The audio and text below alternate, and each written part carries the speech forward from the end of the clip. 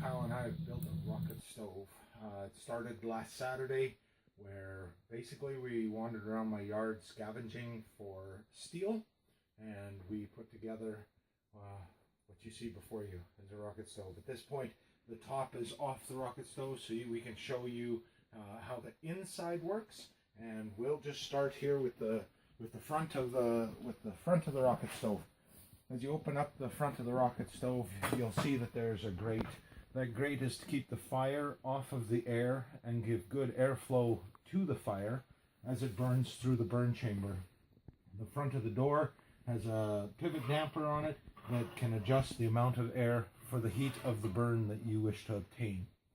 As the fire is lit, it runs horizontal through this burn chamber. Some of the other rocket stoves that you would see on YouTube and other places like that would have a vertical feed and a front venting system that isn't a full door like this.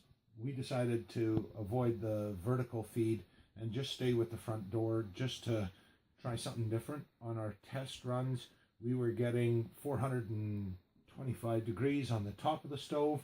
Our burn chamber was 775 degrees, and this is all in Fahrenheit, and our exhaust air was 167 degrees Fahrenheit. So we'll go back to the burn. As it's burning horizontal, the back of the burn chamber has a diagonal plate which diverts the hot air and fire vertical through this burn tube.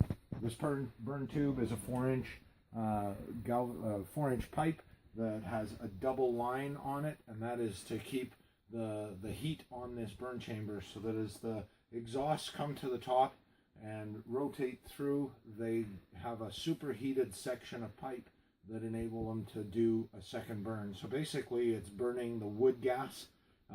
This would maybe be considered a wood gasifier stove as well. But in terms of the whole eco living, this is a rocket stove. So as the flames and gas build up temperature at this top, the top of the tank sits approximately here, and that gas is superheated and reburnt, giving you a very high efficiency conversion from the wood that you're putting in to the heat that you're obtaining. Behind the stove, we have installed a suspended corrugated tin buffer, and that is backed with 5/8 fire guard in order to just prevent some of the overheating of this area. Like I said, the top of the stove does get 425 to 475 degrees. Through the bottom, the smoke cools and the exhaust cools. By the time it gets to the outside, all you have is basically a hot water vapor going up the chimney. So we have full conversion of all the wood, and all is going out is the water, the vapor steam that is left in this system. Come around with me and I'll point out the chimney system that we just installed. From the exhaust of the rocket stove, we carry through this chimney system. The chimney system is just a venting for that previous hot gas that I was talking about, the steam and warm residue left over, no smoke after it's got to temperature. And it goes up and out this wall. It is a triple wall chimney, just for insurance, just to keep our temperatures through the core and the outside down to a minimum. Outside of the building, we have our chimney, which is vented straight out from inside. That previous steel tubing you saw comes out, turns 9 degrees, and goes vertical to catch air and draft. At the top of that, once we are doing an actual burn in this, all you'll see coming out of there is a little bit of steam, and in this cooler temperature being about 3 degrees Fahrenheit, which is about 0 Celsius, which is about 30 degrees Fahrenheit, all you'll see coming out of there when we are in our full burn is a little bit of steam. Alright, we're getting ready for our first burn that is inside the building.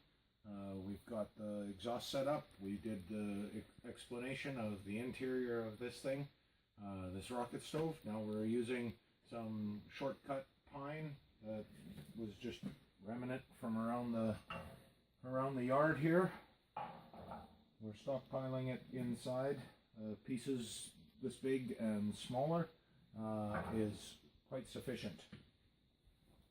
We're using propane heater to start this. Just blue flame and set in there and get the flame going.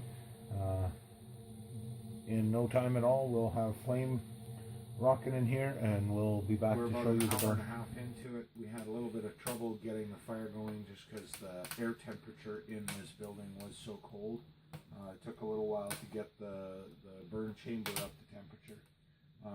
Currently, we are running around 175 to 180 degrees Celsius on the top of the stove, and the exhaust is in the 12-13 degrees.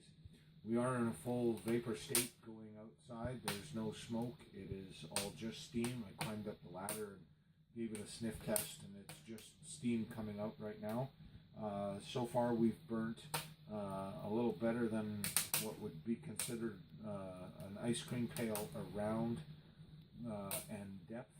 You can see the height of our firewood, and so far we've burnt maybe 2 logs that are in that 4 or 5 inches around. So we're going to continue burning. Right now it's around 10 to 12 degrees on this main floor, and we're slowly heating up the second story. It is at 8 degrees and rising.